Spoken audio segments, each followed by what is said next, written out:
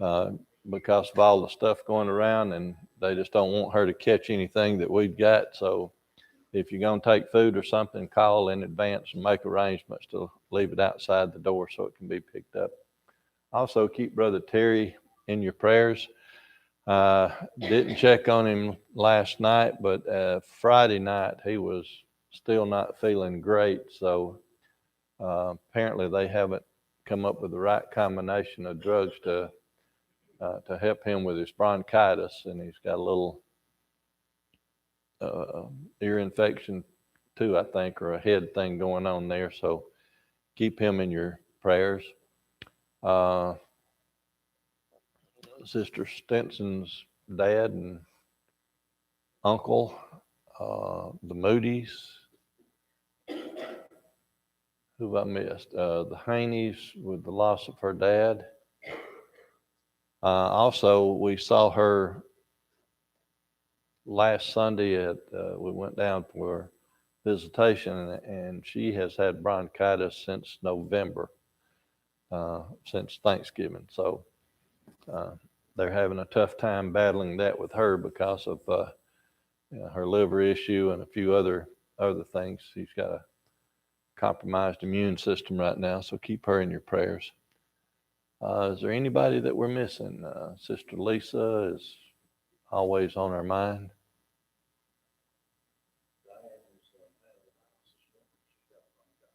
Now Sister Diane Cox has bronchitis, so boo hiss. Anyone else? Okay. Brother Moody, would you lead us in a prayer, please?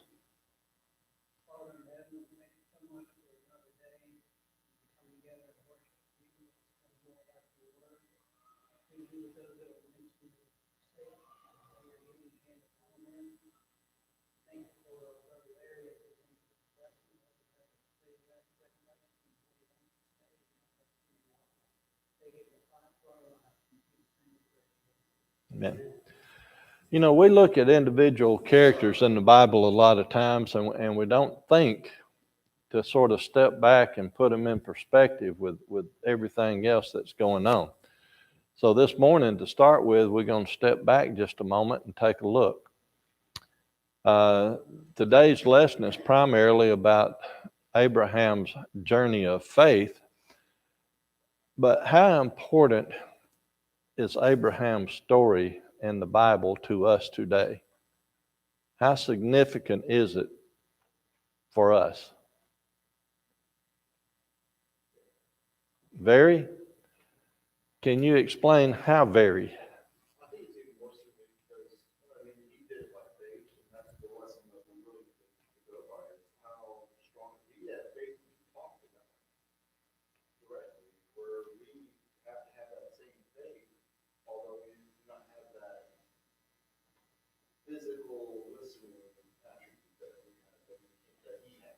Mm-hmm. So I think it's even more important that we have that kind of faith that he had. Okay.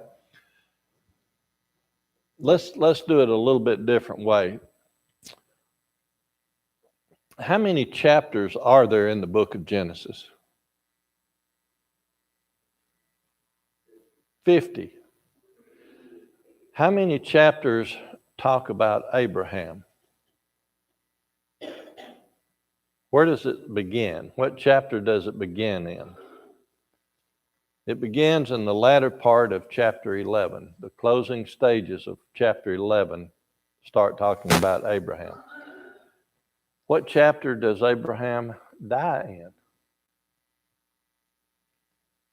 in? And that would be the beginning of chapter 25. So if you look at that and just round it off, 14 chapters in Genesis out of the 50 chapters in Genesis are talking about Abraham. Now let's look at it a different way. How old was Abraham when he died?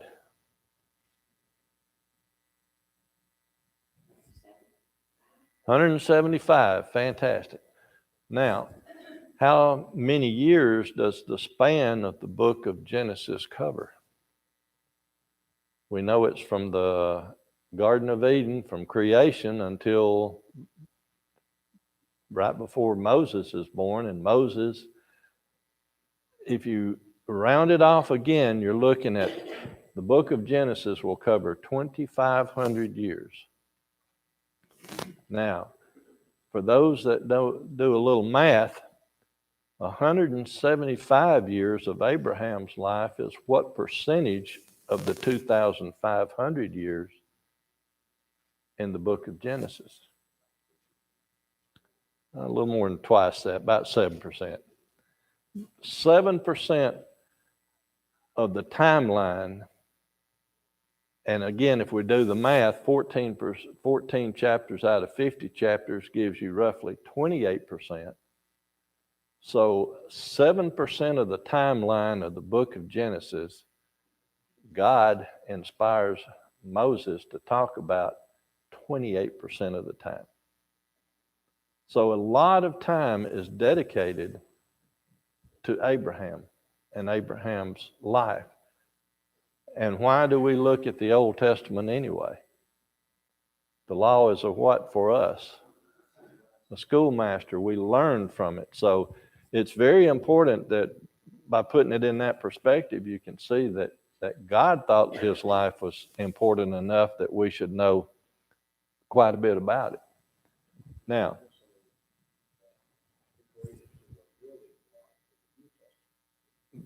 correct. Now, I'm going to ask you a question. It's not exactly a trick question, but you'll think it sounds like a trick question. And I'll preface it this way. We know that Abraham's life, the beginning of the story, is in Ur of the Chaldees, which was also Mesopotamia, which is that region. Now, what seems to be the trick question is, where does Abram, and I'll call him Abraham most of the time, faith of journey begin?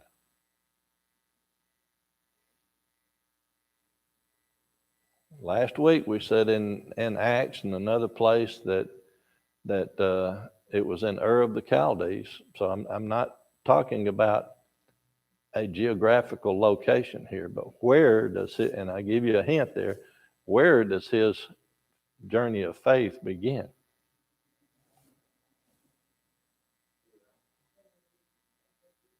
Sorry? Not talking about physical location. Where does our journey of faith begin? Pardon?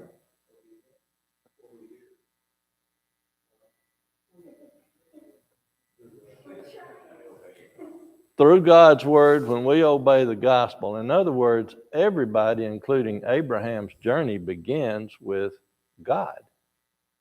God had a plan for Abraham. God had to tell Abraham the plan, but then God told him, and then Abraham obeyed.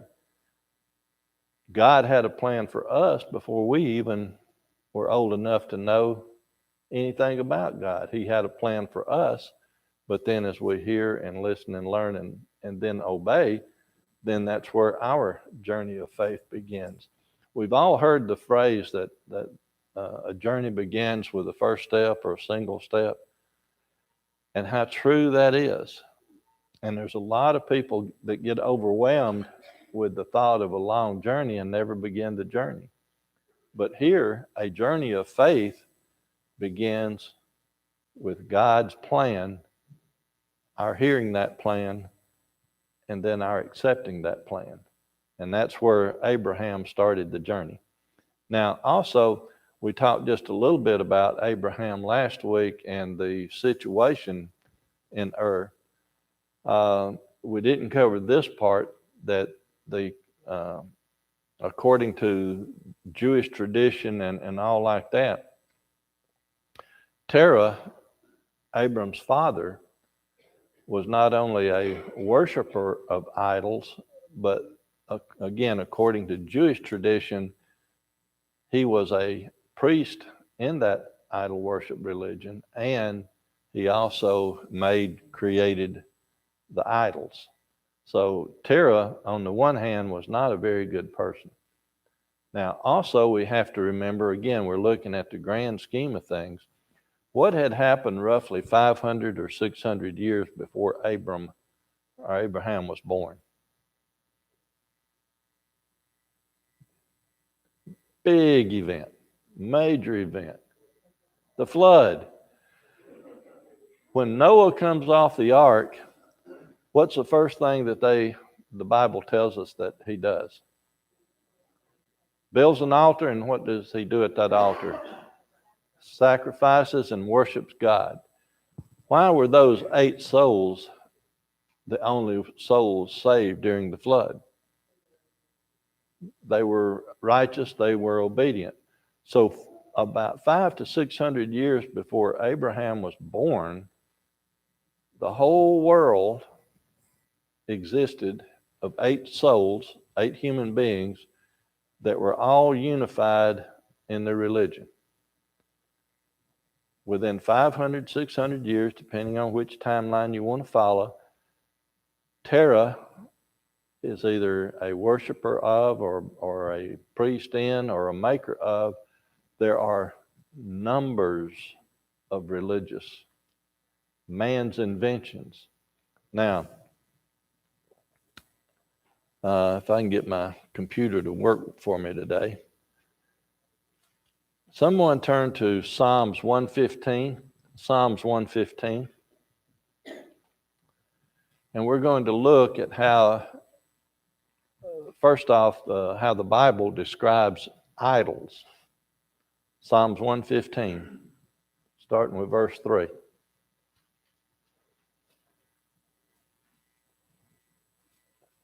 But our God is in the heavens. He hath done whatsoever he hath pleased. God. If we go back to Genesis 1:1, what does the Bible tell us? Genesis 1:1. In the beginning was God. And then God created. So verse 3 in Psalms 115, we can say our God is in heaven. Our God has done whatever he wanted, what he pleased. Then picking up with verse 4, their idols are made of silver and gold, the work of men's hands. Now this takes me back into Aaron, or future to Aaron, when that golden calf just popped out of the fire, right? Yeah, no. Aaron formed that calf. That calf idol, gold calf, was made by man's hands. Then the idols in verse 5, they have mouths, but they speak not. Eyes they have, but they see not. Ears, but they hear not. Noses, they smell not. Hands, but they handle not. Feet, but they walk not. Neither speak they through their throat. Catch verse 8. They that make them are like unto them, so is everyone that trusteth in them. So who are you going to put your trust in? Something that you have made, that you have set up and you've looked at, that's made of gold and silver, that can't interact with you? Or your creator, the one that created you and that communicates with you, with us today through the Bible and all, and tells us what to do. Now, putting trust, or if we look at it this way, that they were putting their trust in idols or their superstitions and all. Are there religious groups today that worship idols? There are some, but they won't admit it. I'm not going to pick on any particular religion, but one that comes to mind is the Catholic religion. If you will look, do they worship the Virgin Mary? Do they have an image of the Virgin Mary in most of their places of worship? And they pray to that versus praying to God through Christ. And you look at a few other religious groups out there that do various things that like that.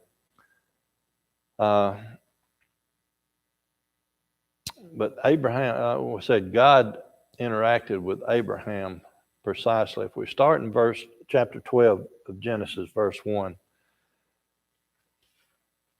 Now the Lord said unto Abram, Get thee out of thy country, from thy kindred, from thy father's house, unto a land that I will show thee.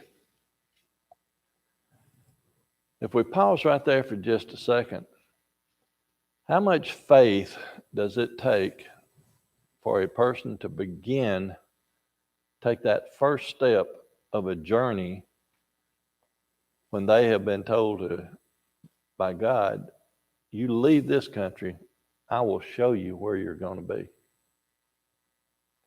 That's not a lot to work on, is it? How many of us today, now this is all way out thinking type thing, but if we heard God tell us today to pack our bags and go to the remote wilderness of Alaska, how many of us would pack our bags and go to Alaska? When it would be a relatively short trip compared to what's going on here.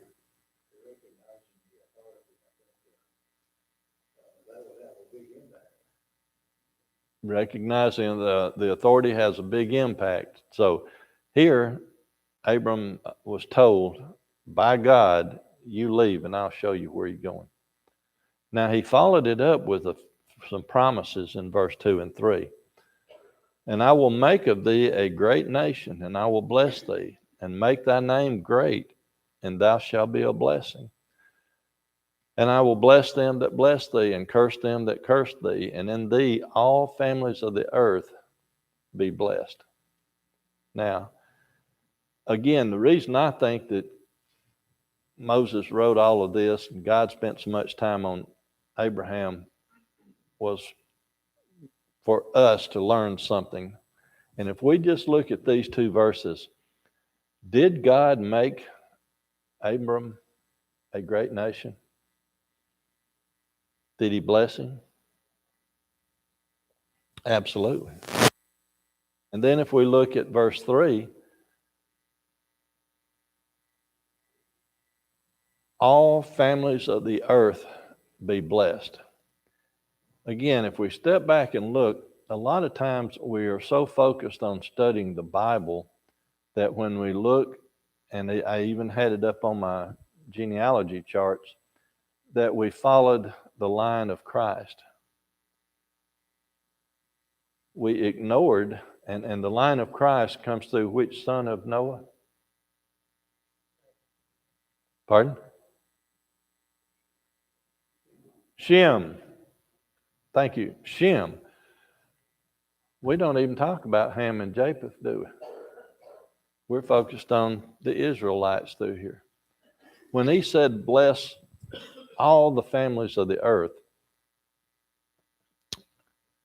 how many of you in here are from the lineage of Shem? Probably all of us. In an indirect way, I'll get to that. I'll take me personally. I am mostly European descent.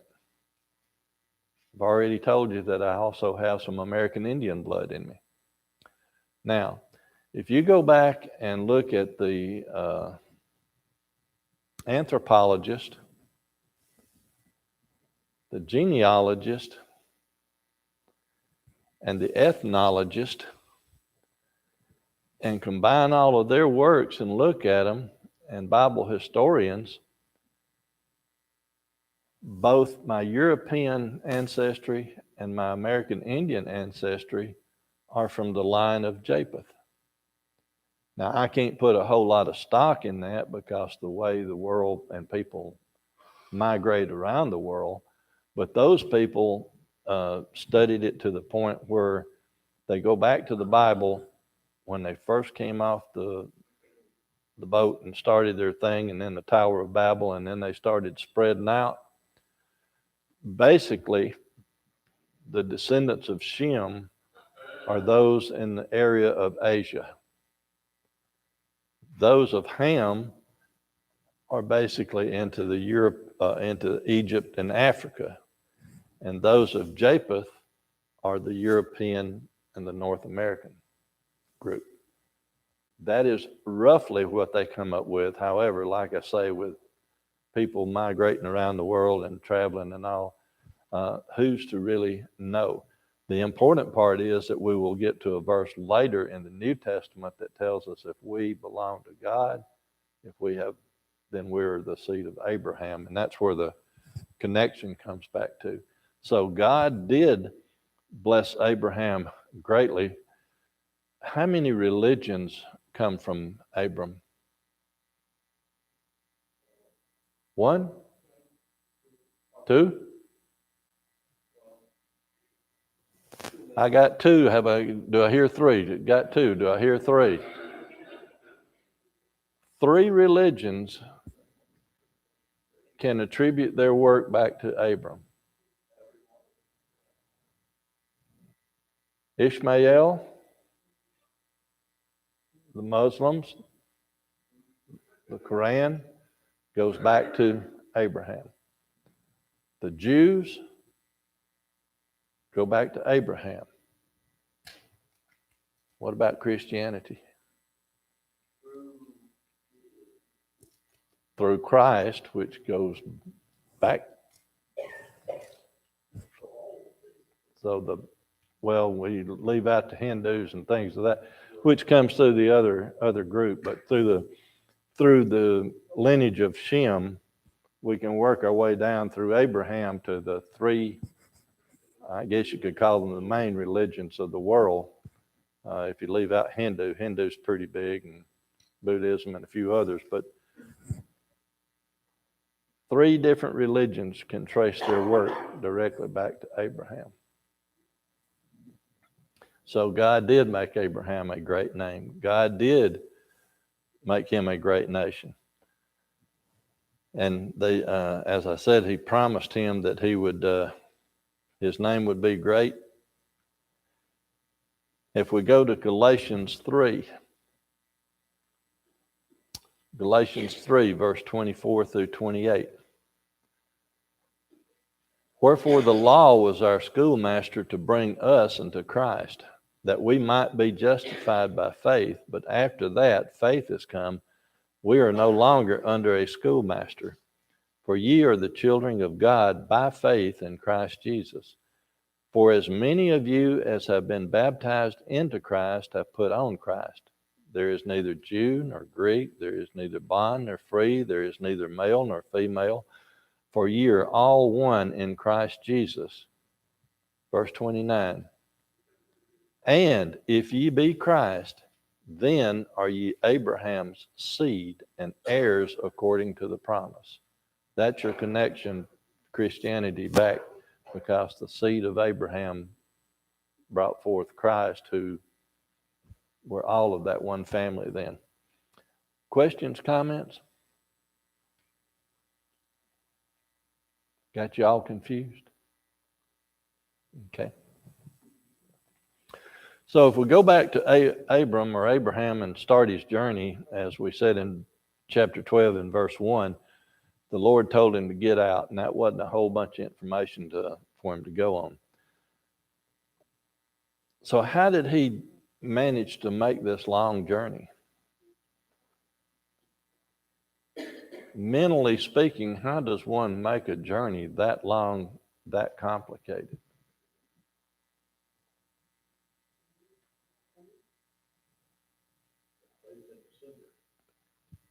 Faith in the sender and one day at a time. Have any of you seen the movie Hacksaw Ridge? It's based on a true event of a fellow by the name of Doss. He was from, he actually lived in Alabama. He wasn't born in Alabama, but he has an Alabama connection. And in World War II, he was a conscientious objector, but he volunteered for the military. Now, how does one volunteer for the military and be a conscientious objector? He wanted to be a medic. He wanted to save lives. He was made fun of, beaten up a few times, called a coward. But in Hacksaw Ridge in World War II was one of the worst places they could be. And they had to climb up basically a rope ladder, the webbing like cargo nets up to this plateau. And they would shell it, and then they would go up and get on it. And then as the shelling stopped, all of the Japanese would start coming out of the tunnels that they had, and they would overrun them and kill and maim and hurt. Well, they all, after one skirmish, they all were retreating. And then they looked up and they saw a person on a rope being lowered down on a rope. Took him to the hospital, another one, and another one. Doss was the only one left up there, and he saved 75 soldiers by himself, lowered them off of that ridge so that they could get to medical care. And in an interview with him after the fact, he was a very humble person, but after every one that he lowered down, he would say, "Lord, one more, let me save one more. Get one more and lower him down. Lord, let me save one more." Because if he had just sat back and said, "I got 100 people here that I've got to get out," he'd have never made it. He wouldn't have known where to start. But if he just went looking for one. So that's what I think is the important thing here for us to learn, that Abraham, when he packed up everything he owned, he could only make one day at a time. And like Brother Cox said, rely on the sender, rely on the creator, rely on the one that told him where to go and how things were going to be. And by relying on God, we can walk that same journey today. If we take it one day at a time, one step at a time, and rely on God, it's going to make things a whole lot easier for us. I'm doing too much talking. Somebody else, please.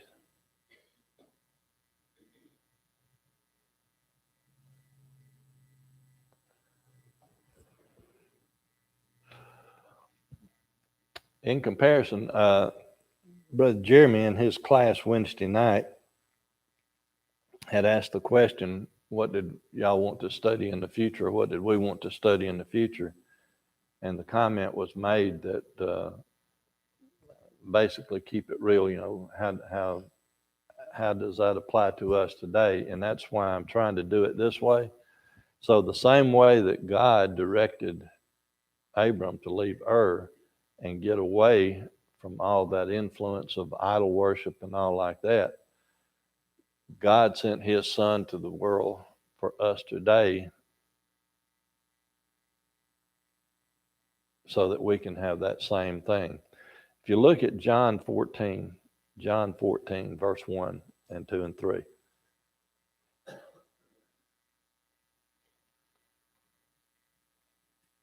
Let not your heart be troubled. You believe in God, believe also in me. In my Father's house are many mansions. If it were not so, I would have told you. I go to prepare a place for you. And if I go and prepare a place for you, I will come again and receive you unto myself, that where I am, there ye may be also.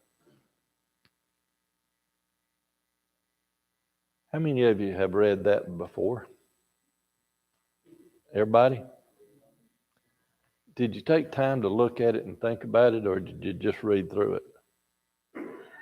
Andrew and I have had a habit for years to sit down together every night and read the Bible. We read it through every year. There's a lot of times where we get to certain passages that, particularly when we get into the book of Numbers and Deuteronomy, that it's just so repetitious that But every now and then, even in the repetitious ones, one of us will stop and say, hey, wait a minute. And we'll look at something that we have read any number of times, but really hadn't gone into a deep dive on it or a thought about it. This verse right here, let not your heart be troubled. I'm not going to ask for a show of hands, but I'm just going to ask you to think. How many of us have troubled hearts today?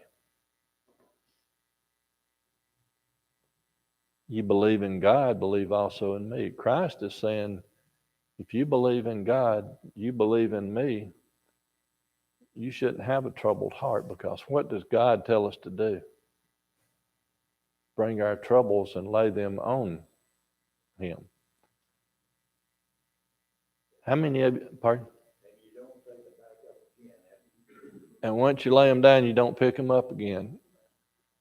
So how many of us, and I'll put me in that category, how many of us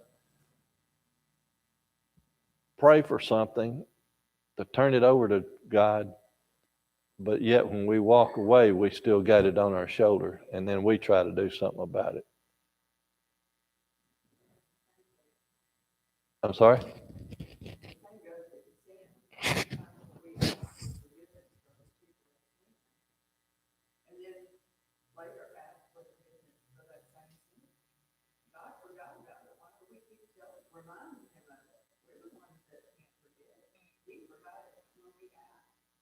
He said he would, and he did, right? So how many of you believe that he went to prepare a place, that he is going to come again, and everyone that has been obedient will go to that place?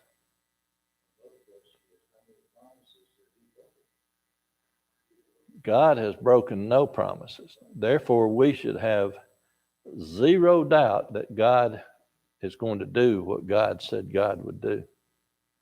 God told Abraham that his descendants would live in Canaan. There were people already living in Canaan.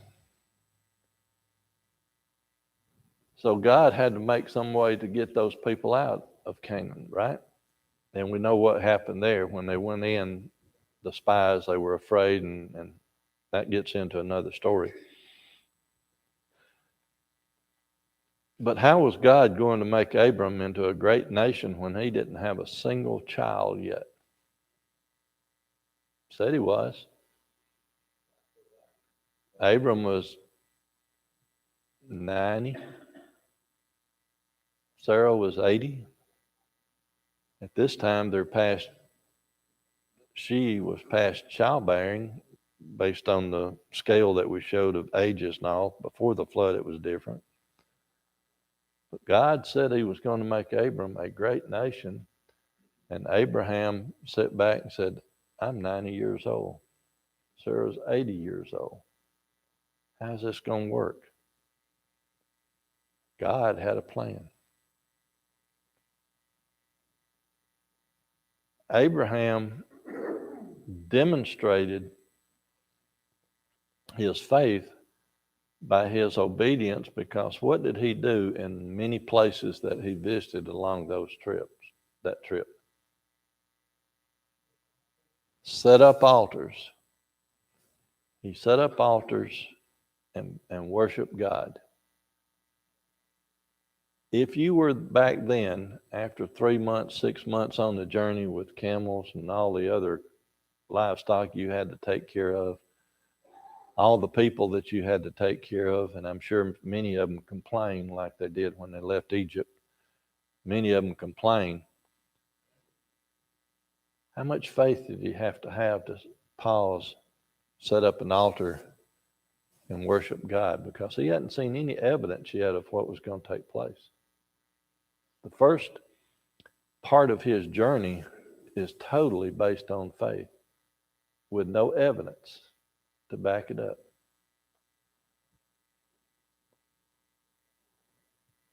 I know a lot of times that Christians, we're accused of doing things out of blind faith because we don't have evidence of anything.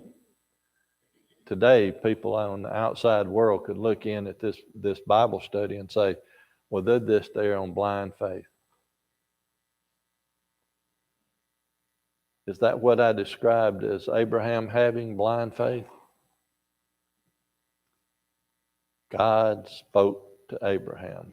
Abraham had enough knowledge of what was going on, and it all, to me, goes back to verse 1 of chapter 1 of Genesis. If you and I sitting here today don't believe that in the beginning God created, we don't need to be here. And that's where Abraham was. He was not following out of blind faith. He was following out of a knowledgeable faith. And he continued to set up the idols and worship God in obedience. Yes, sir.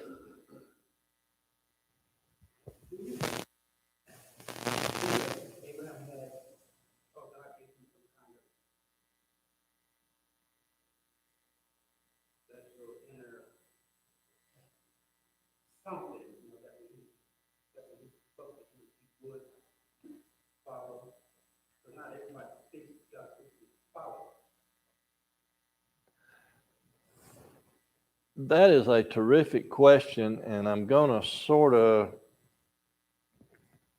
couch it this way. I believe Abraham was a righteous person with great faith before God talked to him, and God gave him the comfort that he needed. The same way as if you and I are having a difficulty today, and we go read and study the Bible and pray to God, we are told in the New Testament that he will comfort us, that he will do this for us. But when we do that, we're only as comforted as we will allow ourselves to be. We've already discussed that we pray and to leave the baggage, but we pick the baggage up and take it with us. So if we truly pray to him and leave the baggage there, we can be more comforted. So the degree of comfort and the degree of believing comes right back to the individual, back to Abraham, back to me. Does that make sense? Okay. So Abraham's faith was firmly focused on God. The same way that our faith, if we firmly focus our faith on God, what do we use as our instruction pamphlet? The Bible. Abraham had God speaking directly to him. We have God speaking to us through the Bible. If we look at Romans 1:16, we use this one quite often. For I am not ashamed of the gospel of Christ, for it is the power of God unto salvation to everyone that believeth, to the Jew first and also to the Greek. Now we use that one a lot, but what we fail to do is then look at the following verse 17.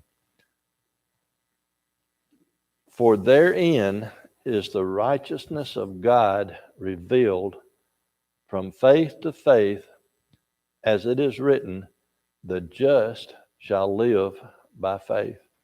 When we look at the phrase, is the righteousness of God, that just means that that's God's method of saving sinners. The just shall live by faith. I'm going to read what I wrote here so I can get it exactly right. The just shall live by faith. The just or righteous man cannot live a holy and useful life without exercising continual faith in our Lord Jesus. For he only who has brought him into that state of salvation can preserve him in it, and he stands by faith. Who brought us into salvation? Christ. Who can preserve us in it? Christ was working through Christ. There's so much more that we can learn from Abraham. But if we just use, as we started out the beginning of the lesson, that the journey begins with one step. Is that you or is that me? Oh, me. I hadn't done anything. We're still having mic issues.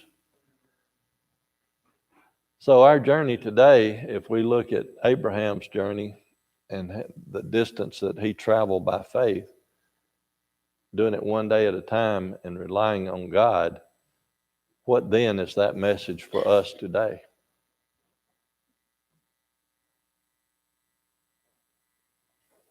That was a question. Your turn now.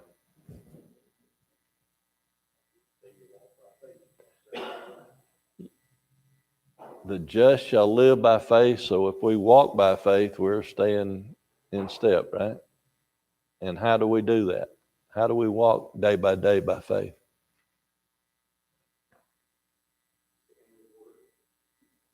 Stay in his word. The closer we get to him, the closer he is to us, right?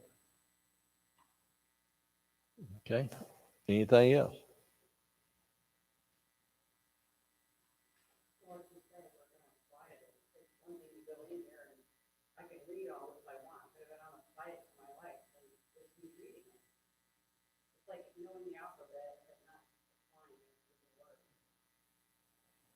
That is an excellent point.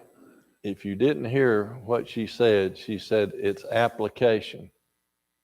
We can read it all we want to, but if we don't apply, it does no good. We take that back to Abraham. God told Abraham, pack up your bags and leave. Abraham said, great, good. But what did he do? There was action involved. He packed his bags and left. And then he continually along the way remembered God, set up the altars, and prayed to God. So I'm finished with this section. Next week we'll get into the problem when Sarah tried to intervene and help God with God's plan. God had a plan.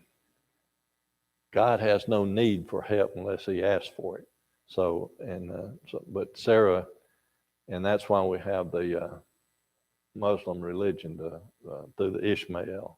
If it hadn't been for Sarah, there wouldn't have been an Ishmael. Questions, comments on anything?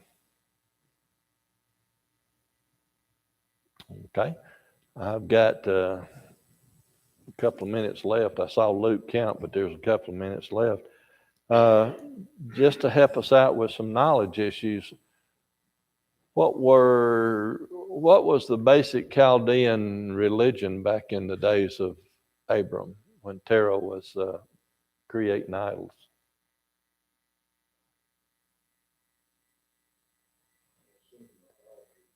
Well, idolatry, idol worship, yeah, but I mean one specific thing.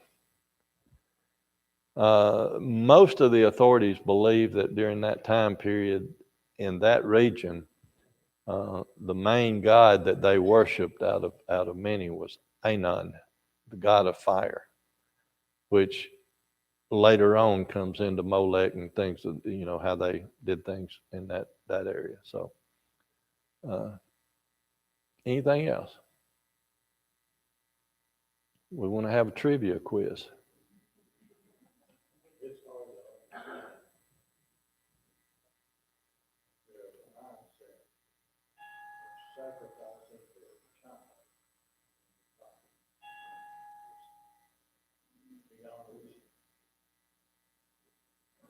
Well, it is, and when you get to some of the modern day religions out there, it is difficult how